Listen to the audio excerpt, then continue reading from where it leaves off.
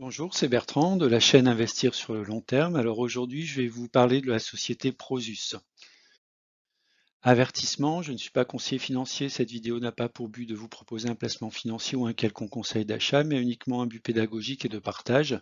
Vous restez responsable de vos investissements. Alors la fiche signalétique de la société Prosus, Prosus est ce qu'on appelle un Global Consumer Internet Group, donc un groupe à l'échelle mondiale en fait qui est principalement investi sur les technologies Internet. Alors une fois qu'on a dit ça, on n'a pas tout dit. C'est un groupe néerlandais, donc qui est en fait une société euh, de holding au service d'un groupe mondial un peu plus important qui est le groupe Naspers. Donc Naspers détient 42% en fait de la société Prosus. Le chiffre d'affaires par activité se répartit de la manière suivante. Donc tout ce qui est gestion plateforme sociale et contenu numérique, 78%, notamment via Tencent et Mail.ru, et également l'exploitation de sites Internet, alors que ce soit de la vente en ligne, alors qu'on appelle les petites annonces classified, le e-tail, les paiements et fintech, des sociétés également de food de livraison, comme food delivery, pardon, comme Deliver Hero, Make My Trip, dans les voyages. La répartition du chiffre d'affaires donc se fait 80% en Asie et donc 14% en Europe et 4% en Amérique latine. Alors l'Asie très très forte notamment avec Tencent, mais par contre si on enlève Tencent, on a sur les activités on va dire technologiques, on a on va dire à peu près 30 ou 40% en fait qui se situe en Europe, donc assez fortement en Europe. Alors j'ai mis quelques exemples de marques. Donc il y en a qu'on peut connaître comme Delivery Hero par exemple, Tencent bien sûr, Avito par exemple, ou PayU par exemple dans les services de paiement.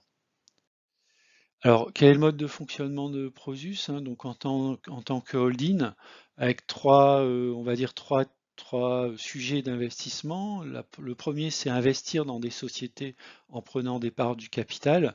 Donc, ce sont déjà des sociétés existantes qui sont en développement, dans lesquelles Prosus va investir, hein, donc va mettre beaucoup d'argent pour avoir une part significative dans le capital. Le deuxième point, c'est une acquisition complète de sociétés, hein, donc ce sont des sociétés qui ont déjà dépassé le stade de la start-up et qui ont besoin de capitaux pour croître. Au lieu d'avoir une part du capital, Prosus a racheté complètement 100% du capital, et ou alors création de sociétés from scratch. Donc à l'origine des capitaux sur la création de nouvelles sociétés, avec tout l'accompagnement qui va bien. Donc le groupe Prosus est organisé en 7 domaines d'activité. Donc on est vraiment dans les technologies d'innovation, de disruption sur les marchés, mais le principal point commun entre toutes ces sociétés, en fait, c'est qu'elles tournent autour de plateformes technologiques. Donc on va voir dans le domaine des petites annonces, dans le domaine du paiement des fintech, des technologies de l'éducation, les livraisons de nourriture, le e-tail, hein, le retail via le e-commerce, les entreprises, donc les ventures, et également tout ce qui est voyage. Prosus détient donc, on l'a dit, également des investissements importants dans les actifs sociaux et Internet qui sont déjà cotés, tels que Tencent ou Mail.ru. Alors, quelle est la stratégie de Prosus?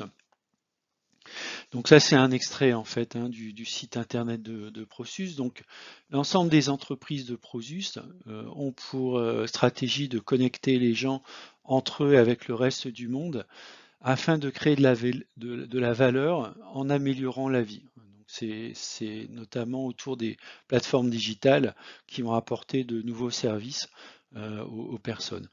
Alors chaque jour, des millions de personnes utilisent les produits et services des entreprises dans lesquelles Prosus a investi, acquis ou construit. Donc Prosus se développe Donc sur les différentes entités, il y en a, alors il y a 7 activités, mais si on va dans le détail, on va avoir 8 entités. Donc tout ce qui est paiement et fintech, les petites annonces, ce qu'on appelle classified, food and delivery, les réseaux sociaux et les plateformes internet. Et on va également retrouver donc les ventures, le monde de l'éducation, notamment l'éducation par internet, le retail et également le travel. Donc si on prend par exemple l'exemple des petites annonces, elles se font via le groupe OLX qui fournit des marchés locaux mobiles de petites annonces qui vont connecter donc plus de 300 millions d'acheteurs et de vendeurs chaque mois dans plus de 30 pays au travers le monde. Donc ça c'est assez intéressant. La partie payment et fintech avec notamment PayU, qui est très présent notamment en Afrique et au Moyen-Orient, et également en Europe centrale et orientale.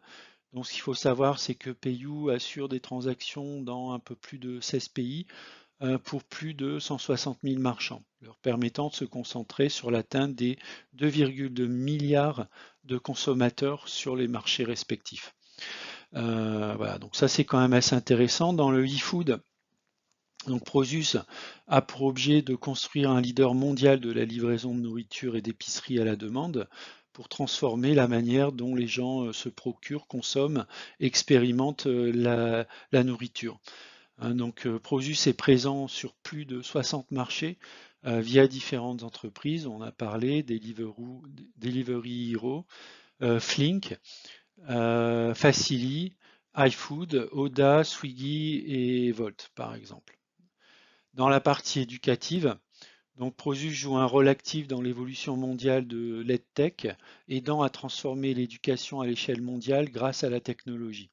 Nous sommes entrés dans le secteur de la technologie depuis déjà quelques années, et puis on peut voir que Prosus a fortement investi dans des sociétés alors que vous connaissez peut-être comme Brainly, Codecademy ou Udemy par exemple.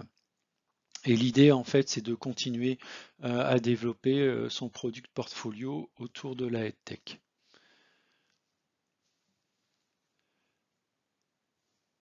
Alors, si on passe maintenant aux chiffres clés, donc les chiffres clés, donc principalement donc les revenus des sociétés avec les contrats directs avec les clients pour un peu plus de 5 milliards, et puis des revenus en fait qui sont liés aux assets que dispose l'entreprise avec un peu plus de 7 milliards. Donc ça fait 12 milliards.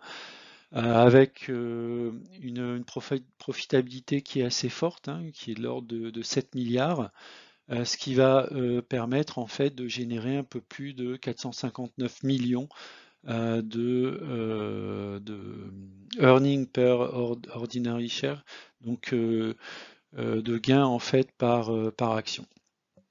Alors si on regarde côté évolution du cours, donc l'évolution du cours n'est pas du tout en phase avec l'évolution de la société, puisqu'on peut voir que sur un an, en fait, l'action Produce a perdu un peu plus de 43%. Alors la baisse en fait du chiffre d'affaires est notamment expliquée par le fait à la fois en fait du contexte chinois, on va dire asiatique, dans lesquels Prosus est quand même assez exposé via Tencent, et également le contexte des plateformes et de la technologie de manière un peu plus générale, qui connaît depuis notamment la fin de l'année dernière une baisse relativement importante. Donc Prosus a pris de plein fouet cette baisse, avec donc un peu plus de 43% sur un an, à peu près 20% sur les 3 derniers mois et 15% depuis le 1er janvier. Donc on a des cours qui ont oscillé entre à peu près 110 euros au plus haut jusqu'à 61 euros, qui est le cours actuel en fait de l'action Prosus. Si on regarde l'analyse graphique long terme, donc c'est une société quand même relativement jeune en termes de cotation, dont le siège est aux Pays-Bas. Donc on peut voir que l'action a évolué de manière significative depuis son introduction jusqu'à peu près le milieu de l'année 2021. Et ensuite, on a une baisse qui est relative en fait depuis son plus haut autour de 110 € jusqu'à actuellement un cours qui est autour des 60 €. Donc c'est assez difficile de déterminer les points d'entrée par rapport à une récence, on va dire, de l'évolution du cours. Donc je me suis fié en fait à donc une approche au travers d'un diagramme, d'un retracement pardon, de Fibonacci. Donc si on prend le plus haut qui était autour des 110 € et le plus bas historique donc qui est autour des 47 €, on va déterminer ainsi quelques zones d'entrée, hein, donc une zone d'achat fort entre 47 et 62 €, une zone d'achat entre 62 et 71, une zone de conservation entre 71 et 78 €, puis ensuite un allègement en fait à partir de 78 € jusqu'au plus haut 110. Sachant qu'à mon avis, l'action va sans doute, enfin sans doute, pas forcément, mais très probablement dans un futur un peu plus lointain, regagner à nouveau une croissance telle qu'elle a pu le connaître depuis la fin de l'année 2019, début de l'année 2020. Donc on est actuellement à un cours de 60 € hein, qui pourrait correspondre à peu près à une zone d'achat fort, sachant que la logique court terme de l'action est plutôt à la baisse. Donc si, bon moi je suis déjà actionnaire de l'action, mais si je devais rentrer en fait sur l'action, peut-être que j'attendrai, pourquoi pas en fait un rapprochement donc de cette zone des 47-48 €. Avec peut-être un premier point d'entrée relativement léger, hein. Moi, je sais que avec ma méthode des paliers, j'entre souvent autour de 500 €. Bah là, je rentrerai peut-être au cours actuel plutôt autour des 250 €. Donc 4 actions par exemple à 60 €. Et ensuite, bon ben, soit l'action rebondit et va retrouver, on va dire, ce que j'ai tracé en bleu, en fait, la courbe hein, autour des 70 €. Soit au contraire, elle va continuer à baisser et là on attendra le dernier palier qui est le point bas historique autour des 47-48 €. Alors mes positions sur mon PEA, donc j'ai un PRU à 72,40 €, hein, ce qui correspond à peu près à une zone de conservation. Je l'avais acheté à des cours beaucoup plus hauts, hein, j'étais plutôt autour des 80. J'ai procédé à plusieurs achats réguliers, ce qui m'a permis de faire baisser mon PRU autour des 72,40 €. Et j'ai un rendement de 0,15%. Donc la société délivre un petit dividende qui est plutôt de l'ordre de l'anecdotique. Je dispose de 51 actions pour un montant total de 3000 € et 3090 €, ce qui correspond à peu près à 4,82% de mon portefeuille total. Ce qui place en fait l'action Prosus au troisième rang actuellement de mes actions détenues. Voilà. Donc j'ai une plus-value latente en fait qui est plutôt une moins-value de 602 €, hein. Bien sûr, c'est le delta entre les 72 € et les 60 € actuels. Bon, on n'a pas encore touché de dividendes pour l'année 2022 et je n'ai aucun ordre en cours, hein. Donc comme je te disais, j'ai moyenné ici il y a quelques jours, donc j'ai moyenné à la baisse sur l'action. J'attends maintenant de voir comment le titre va évoluer et j'en reprendrai sans doute encore un peu lorsqu'il va baisser, s'il baisse bien sûr, sur la zone des 48 €. Mon objectif sera de faire baisser le prix moyen en fait, le prix de revient sur cette action. Alors est-ce que je vais investir à long terme dans Prosus? Oui, parce que pour moi en fait c'est une société de croissance rentable. Alors même si ça ne se traduit pas tout à fait dans les cours de l'entreprise, mais c'est quand même une société qui est très bien gérée. Elle est très exposée aux technologies et très diversifiée, donc ce qui est à la fois un avantage et un inconvénient. Donc très exposée aux technologies, vous savez que le secteur des technologies souffre actuellement hein, depuis à peu près la fin de l'année 2021. Donc peut-être que ça va continuer, donc l'action Prosus sera fortement impactée aussi par les variations éventuelles qui pourraient être très fortes sur le secteur du compartiment des technologies. Mais par contre, Prosus, même s'il est exposé aux technologies, il est très diversifié. On a pu le voir dans différents domaines d'activité.